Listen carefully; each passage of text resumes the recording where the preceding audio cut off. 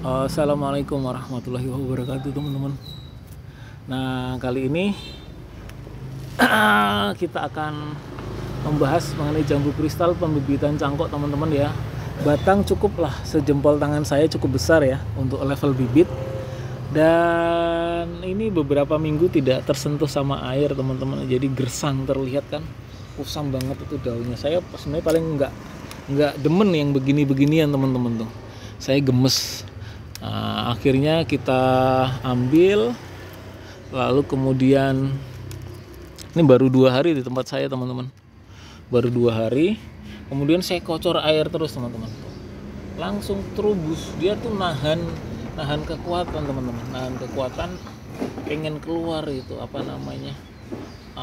tunas barunya, cuman karena nutrisinya kurang ya jadinya ya seperti ini. Tapi setelah 2 hari kita kocor air terus, pagi kita kocor, sore kita kocor, muncullah tunas baru. Luar biasa ini, teman, dahsyat. Karena sebenarnya dia pengen berkembang, teman-teman, karena memang udah saatnya dia harus berkembang. Nah, makanya kemudian kita tambahin kohe kambing.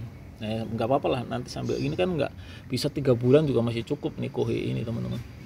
Saya nggak tahu apakah nanti kalau perkembangan cepat kemudian kita pindahkan ke pot, saya nggak tahu sih. Tapi ini di pot sih kita udah ada 2, kemudian yang kita tanam di tanah ada 1. Jadi saat ini sepertinya sih masih di polybag ya, untuk saat ini, teman-teman. Dan lihat perkembangannya cakep banget tuh. Oh, tunas-tunas barunya 1, 2, 3, 4, 5, ada 5 tunas baru, teman-teman. Nah, ini kita buang ya. Ini seperti ini karena dia akan nabrak ini, teman-teman. Nah, ini nabrak ini, kemudian masuk ke dalam, namanya tunas air. Nah, ini kita buang saja. Nah, nggak apa-apa ya. Oke, kemudian ini juga kita lihat nanti karena dia akan keluar ya, kita lihat nanti. Ini yang kusam-kusam banget daunnya, teman-teman ya. Jadi nggak seger gitu. Jadi ada hitam, ada kuning, pokoknya ada bintik-bintiknya. Jadi menurut saya sih nggak terlalu bagus. Oke, jadi memang ya sebenarnya sih kalau sekedar ditanam tumbuh hidup sih gitu, sampai saya mencoba untuk menaikkan level kualitasnya itu, teman-teman.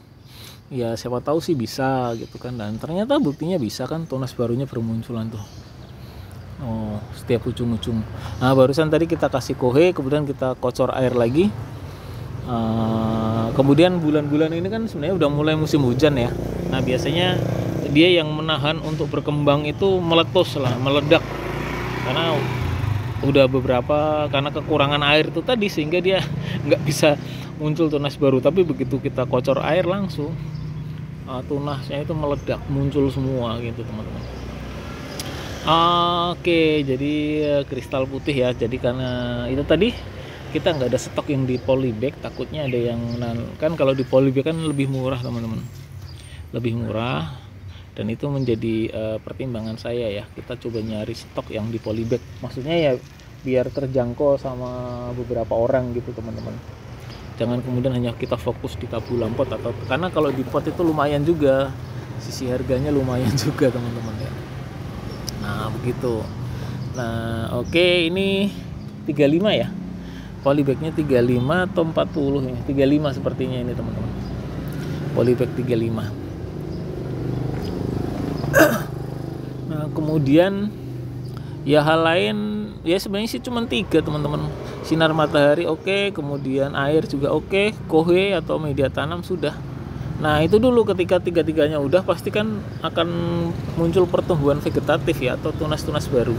Nah, setelah tunas-tunas baru itu tumbuh, nanti akan kita pilih mana yang kita buang, mana yang harus kita pertahankan. Nah, ketika itu udah terjadi, pasti akan muncul calon bunga. Tapi sisi lain, uniknya dari jambu kristal itu, dalam pertumbuhan itu yang harusnya fasenya namanya fase vegetatif itu munculnya tunas-tunas baru atau ranting-ranting baru, ternyata juga ada fase generatif. Jadi setiap jambu kristal muncul tunas baru, pasti akan muncul bakal bunga atau bakal buah yang namanya generatif. Itu jarang dipunyai tanaman jenis lain kecuali jambu kristal, teman-teman. Jambu kristal itu istimewa di situ ya, istimewanya ya. Jadi setiap pertumbuhan vegetatif diikuti dengan pertumbuhan generatif, teman-teman. Nah, Nah, begitu. Jadi hukum asalnya tak jambu kristal itu mudah berbuah, tinggal perawatan saja gitu. Kalau dengan media yang seperti ini kondisinya kan bibit. Kalau saya memang suka teledor zaman dulu teman, tapi saat ini dia setidaknya sehari sekali harus kena air teman-teman. Kalau udah kena air aman lah, aman. Mau seperti apapun udah bisa gitu teman-teman ya. Oke, kemudian nah kemarin ada yang bertanya cara membuahkan jambu kristal gitu. Nah itu tadi ketika ketiga komponen itu udah kita dapat, yaitu air itu kalau saran saya setiap pagi, kemudian ketika disiram itu dia langsung langsung jatuh teman-teman, jatuh. Kemudian berikutnya adalah sinar matahari. Jadi usahakan jangan di bawah pohon nanamnya atau pohon yang rindang gitu. Nah, itu tidak saya anjurkan. Kemudian berikutnya adalah media tanam atau kohe. Semakin besar media tanam, maka potensinya untuk semakin cepat berkembang makin tinggi. Nah, begitu teman-teman. Kalau Anda mau konsepnya, misalkan nih kita kesiram lagi ya. Kita mau pakai konsep siram itu sehari, misalkan pagi segayung, ya sorenya setengah gayung, jadi gitu. Atau cukup pagi saja nggak apa-apa. Kenapa mesti pagi? Karena dia untuk menghadapi cuaca panas di sinar matahari di siang hari. Ya kan nanti ada proses memasak teman-teman. Jadi akar menyerap nutrisi dari media tanam, disalurkan ke seluruh penjuru, dimasak sama daun. Nah seperti itu. Terkadang kalau ini ya daunnya kadang-kadang kalau siang hari melemah, terutama yang bagian-bagian yang muda-muda ya, yang ujung-ujung tadi. Nah kemudian ketika itu sudah teman-teman dapati 3 komponen itu udah oke ya, nanti kan muncul pertumbuhan vegetatif, tunas-tunas baru itu. Bahkan di jambu kristal itu tadi udah saya sampaikan, setiap muncul pertumbuhan vegetatif selalu diikuti dengan munculnya pertumbuhan generatif. Munculnya tunas baru akan membawa bakal bunga. Itu karakteristik dari jambu kristal teman-teman.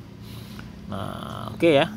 Nah kemudian kalau mau lebih bagus lagi dalam posisi di pot, di polybag seperti ini atau dalam bentuk bibit, itu sudah muncul bakal bunga. Nah itu akan lebih bagus lagi teman-teman. Jadi dalam polybag seperti ini sudah muncul bakal bunga. Nah itu akan membuktikan bahwa tanaman tersebut oke, bibit tersebut oke gitu kan. Kita kalau misalnya kita nggak tahu ya asal usul bibit tersebut, carilah yang di polybag sudah berbuah gitu teman-teman. Oke. Kemudian kalau misalkan ditanya cara membuahkan atau cara cepat berbuah, ya cari dulu yang di polybag udah berbuah. Itu udah pasti aman ya. Udah pasti aman. Kemudian kalau dalam proses perawatannya tadi saya sampaikan, yang belum terlewat adalah kalau saya nyari kan batang itu ada kecil, sedang, besar, bahkan ada super besar atau super jumbo. Nah kalau yang saya analisa bahwa batang yang lebih besar kecenderungannya potensi untuk berkembangnya jauh lebih cepat. Ya ada yang berargumen namanya bibit ya kecil, it's okay lah, namanya pemikiran tiap orang ya. Nah, lalu kemudian fokus dulu ke perbanyakan akar, penguatan akar, pembesaran batang, penguatan ranting. Pasti nanti akan muncul tunas baru kok. Dan setiap tunas baru akan membawa bakal bunga. Itu salah satu karakteristik dari jambu kristal. Oke, selamat mencoba, selamat menanam jambu kristal.